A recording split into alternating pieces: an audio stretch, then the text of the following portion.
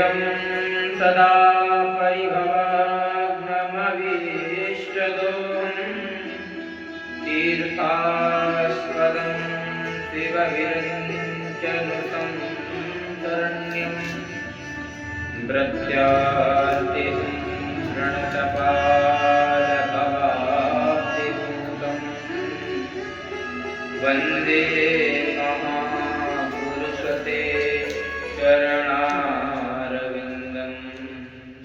वंशी विभूषितकरानवनीरधावात् पीताम्बराधरुणबिम्बफलाधरोष्टात् पूर्णेन्दुसुन्दरमुखात् दरविन्द्रनेत्रात् कृष्णात् परं किमपि तत्त्वमहं न जाने।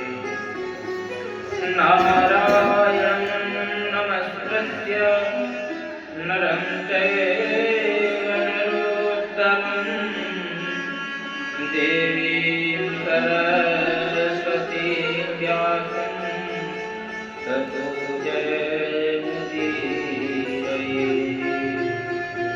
रामाय रामभद्राय रामचन्द्राय वेदसे रघुनाथाय नाथाय सीताय पतये नमः।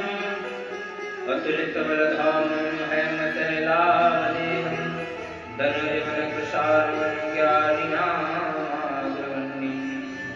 सकलगुणनिधानं वानराणामधीशं रघुपतिप्रियभक्तं वातजातं नमामि। बोलिए भक्तवत्सल भगवान की जय। अब श्री मैत्रेय जी महाराज मनु महाराज के छोटे पुत्र उत्तानपाद के वंश का वर्णन करते हैं। श्री उत्तानपाद जी महाराज के दो पत्नियां हुई। एक का नाम सुनीति। सुनीति का मतलब है सुंदर नीति, मतलब शास्त्र परक नीति का नाम ही सुनीति है। और दूसरी पत्नी का नाम है सुरुचि, मतलब जो स्वयं की रुचि में रुचि रखती है, मतलब स्वयं की रुचि से काम करे, शास्त्र विरुद्ध आचरण करे। सुरुचि का अभिप्राय है। परंतु महाराज उत्तानपाद का कल्याण कैसे किसके द्वारा होता है, यह विचारणीय है। जाये उत्तानपादस्य सुनीति सुरुचिस्तयो सुरुचि प्रेयसी पर्युर्नेतराय सुरोधुरवः। पर मैं आपसे निवेदन करूं, जहाँ सुनीति है, मतलब जहाँ सुंदर नीति है, फिर वहाँ अपनी रुचि का कोई काम नहीं है। हो सकता है जहाँ पर अपनी रुचि है, शास्त्र की मर्यादा का कोई ध्यान नहीं, फिर वहाँ पर सुंदर नीति रह नहीं सकती। और महाराज उत्तानपाद अपनी दूसरी पत्नी सुरुचि के इतने वशीभूत हो गए कि जो इनकी पहली पत्नी है सुनीति, तो महाराज उत्तानपाद ने सुनीति का त्याग कर दिया। माता सुनीति ने एक ऋषि के आश्रम के पास घास फूस की कुटिया बनाकर रहने लगी। और भगवान की कृपा से महाराज उत्तानपाद वन में शिकार करने के लिए जाते हैं और उस वन में भटक गए। भटकते भटकते अंधेरा होने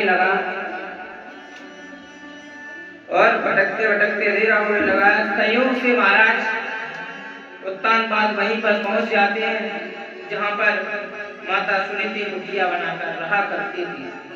रात्रि का समय हो गया, इसलिए महाराज उत्तानपाद उसी कुटिया पर विश्राम करते हैं। बहुत भगवत इच्छा से दोनों का सहयोग हुआ, पर दोनों के सहयोग से समय आ जाने पर सुनीति एक दिव्य सुंदर बालक को जन्म दिया, जिसका नाम ध्रुव रखा गया। और इधर राजमहल में भी सुरुचि ने भी एक बालक को जन्म दिया, जिसका नाम उत्तम रखा। अब धीरे धीरे दोनों बालक बड़े हुए। एक बार अपने पिता का पक्ष जानकर श्री ध्रुव जी महाराज ऋषि कुमारों के साथ महल पहुंच जाते हैं।